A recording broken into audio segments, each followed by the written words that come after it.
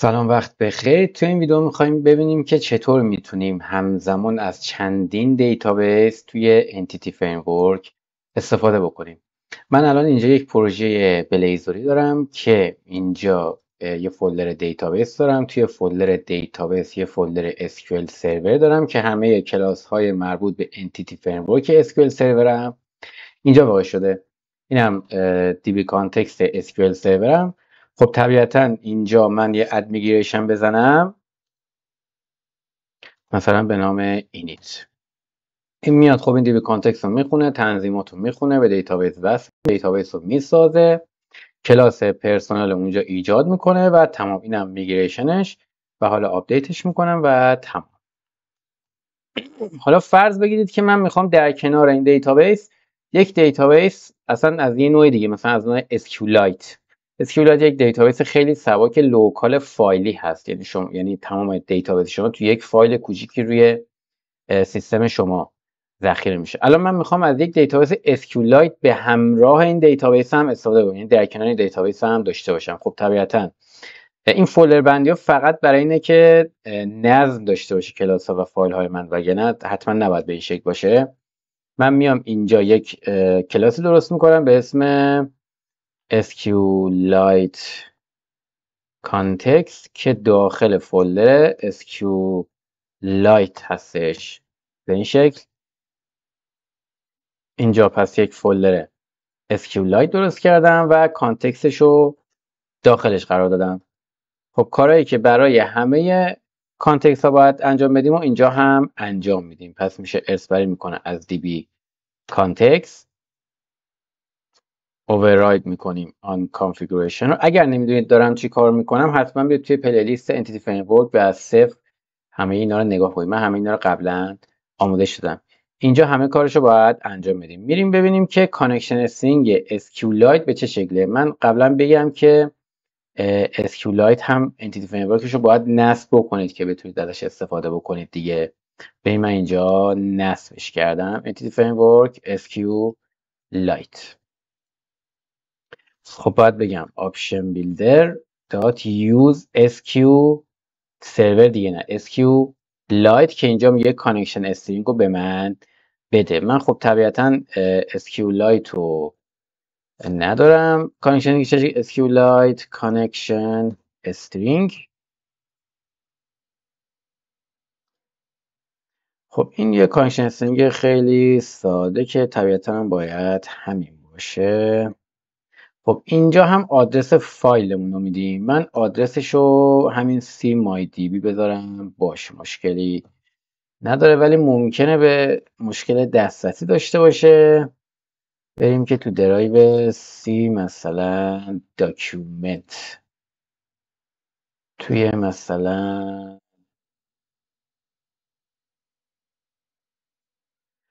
خب اوکی، میریم تستش میکنیم. یه دونه دیگه کلاس اینجا میزنم به اسم مثلا person in SQLite. دقیقا هر برای همه دیتابیس انجام میشه اینجا هم انجام میدیم. یه دونه آیدی داره، مثلا یه دونه نیم میذارم اینجا. خب حالا میخوام ادمیگیشنش رو بزنم. میخوام بگم که برو SQLite رو درست کن. دیگه SQL سرور نمیخوام بگم دیگه، میخوام بگم برو SQLite رو درست کن. اینجا دوباره میزنم ادمیگیشن، مثلا به نام SQLite init. اینجا دیگه بزنم به هم خطا میده. چرا خطا میده؟ میگه شما بیش از یه دونه DB کانتکست داری و من نمیدونم که کدوم کانتکست رو میگی. حتما یه آرگومانی باید استفاده بکنی به نام کانتکست. پس اینجا همون ادمیگیشن رو میزنم. اینجا دیگه اسم ادمیگیشن رو باید بزنم، قبلش حتما باید کانتکست رو مشخص بکنم. اینجا میزنم داش کانتکست. ببینید اینجا دیگه باید بزنم اسم کانتکست هم باید بزنم. الان SQLite هم اسم کانتکستش چیه؟ SQLite کانتکست. اینجا پس میذارم کانتکست SQLite بزنم، یه تب بزنم خودش میره صدا میکنه و اسمش رو اینجا برای من میاره. پس شد کانتکست SQLite کانتکست و بعد اون اسم میگریشن هم اینجا میذارم، مثلا همون اینیت میتونم بذارم، هیچ مشکلی نداره. خب الان میگریشن ما رو درست کرد، آپ و داون نداره. چرا نداره؟ چون توی اسکیولایت هم من دیوی ستشو نذاشتم. میشه پروپرتی دیوی ست اسکیولایت پرسون، اسمش چی بود؟ پرسونل این اسکیولایت، پرسونل این اسکیولایت، به نام پرسونل این اسکیولایت. خب این میگریشنی که خالی بود و پاک میکنم، میشه ریموو میگریشن. ببینید اینجا دوباره اگه ریموو میگریشن رو بزنید باز بهتون خطا میده، میگه شما چند تا میگریشن دارید. پس ریموو میگریشن کانتکست اسکیولایت میره میگریشن خالی رو حذف میکنه. خب میگه که این ورژن ساپورت نمیشه. خب اوکی، ساپورت نشه هیچ مشکلی نداره.